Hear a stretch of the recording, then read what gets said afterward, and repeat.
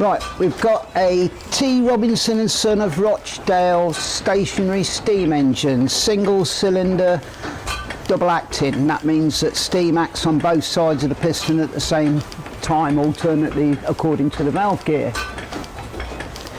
This drives through a crank and a crosshead to the main crank. There's your crankshaft, crank there, crosshead here, lubricated by drip oil lubricators either side.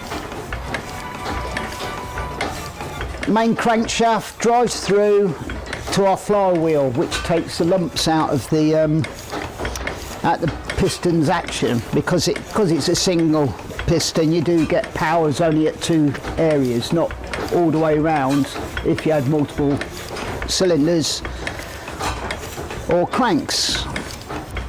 Fed off the main crankshaft, we have a eccentric which controls the slide valve gear. Also a mechanical lubricator that puts what is known as steam oil into the throttle and the piston and lubricates that. Main throttle valve and governor control on a slide throttle steam valve. Right.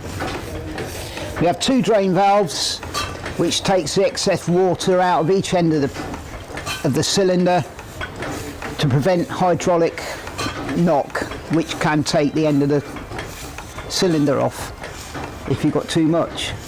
We've got another eccentric which drives the water pump. The water pump is running all the time and it's normally bypassing, and when we want to feed up we just stop the bypass and it feeds through non-return valves into the boiler. At the moment the engine is running on what we call tick over. That means that we're in control of the engine and not the governor. If we speed it up, then the governor takes control of the engine and it keeps a constant speed, better than what we can. It was originally used at Basin Park to power a water pump for the ornamental water features of the gardens. Whenever they had big do's or dances and that, they used to put the ornamental fountains on and waterfalls and power it with this engine. That lasted until the late 60s when an electric motor took over.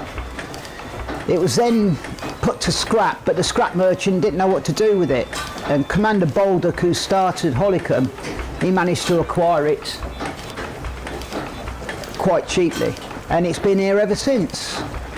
The last 6 years it hasn't been run for very much, and we have just recently taken on the steam farm the end of last year and spent all winter restoring the engine. As you can see, she's in not bad condition and runs rather smoothly. The power takeoff, as you can see, is from the large belt at the end of the crankshaft. That powers onto the line shaft, which drives all the various machinery in the steam farm.